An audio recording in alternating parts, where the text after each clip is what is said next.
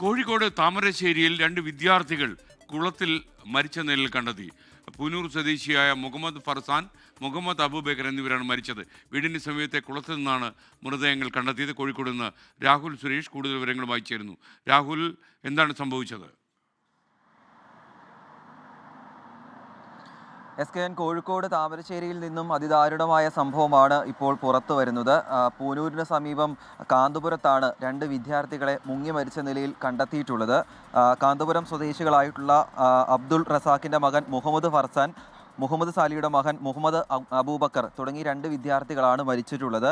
അതിൽ മുഹമ്മദ് ഫർസാൻ 9 വയസ്സും മുഹമ്മദ് അബൂബക്കറിന് 8 വയസ്സുമാണ് ഉള്ളത്. ഇരുവരുടെയും വീടിന് സമീപമുള്ള കുളത്തിൽ നിന്നുമാണ് മൃതദേഹങ്ങൾ കണ്ടെത്തിയിട്ടുള്ളത്. ഈ നാട്ടുകാരുമായി ബന്ധപ്പെടുമ്പോൾ നമുക്ക് ലഭ്യമാകുന്ന വിവരം, ഇന്ന് വൈകിട്ട് 4 മണി മുതൽ ഈ 2 കുട്ടികളെയും കാണാനില്ലായിരുന്നു. അതിൻ്റെ അടിസ്ഥാനത്തിൽ നാട്ടുകാരും ബന്ധുക്കളും ചേർന്ന് പരിശോധന നടത്തുകയായിരുന്നു, തെരച്ചിൽ നടത്തുകയായിരുന്നു. ഏതാണ്ട് 7 മണിയോടുകൂടിയാണ് ഈ ഇരുവരുടെയും വീടിന് സമീപമുള്ള കുളത്തിൽ നിന്നും ഈ മൃതദേഹങ്ങൾ കണ്ടെത്തുന്നത്. ഉടൻ തന്നെ പൂനൂരിലെ സ്വകാര്യ ആശുപത്രിയിലേക്ക് 2 പേരെയും എത്തിച്ചെങ്കിലും അപ്പോഴേക്കും മരണം സംഭവിച്ചു എന്നാണ് ഇപ്പോൾ നമുക്ക് ലഭ്യമാകുന്ന വിവരം. ഇപ്പോൾ ബാലുശ്ശേരി പോലീസിന്റെ നേതൃത്വത്തിൽ ഇൻക്വസ്റ്റ് നടപടികൾ പുരോഗമിക്കുകയാണ്. അതിനുശേഷം കോഴിക്കോട് മെഡിക്കൽ കോളേജിലേക്ക് 2 പേരുടെയും മൃതദേഹങ്ങൾ മാറ്റും. നാട്ടുകാർ പറയുന്ന കാരണം ഈ കുളിക്കാൻ പോയതാണോ അതോ ചൂണ്ടയിടാൻ വേണ്ടി പോയതാണോ എന്ന കാര്യത്തിലൊരു വ്യക്തതയില്ല. എങ്ങനെയാണ് കുളത്തിന് സമീപം 2 വിദ്യാർത്ഥികൾ എത്തിയത് എന്ന കാര്യത്തിലൊരു വ്യക്തതയില്ല. എന്താണെങ്കിലും അതിദാരുണമായ സംഭവമാണ് ഈ രാത്രിയിൽ താമരശ്ശേരിയിൽ നിന്നും വരുന്നത്.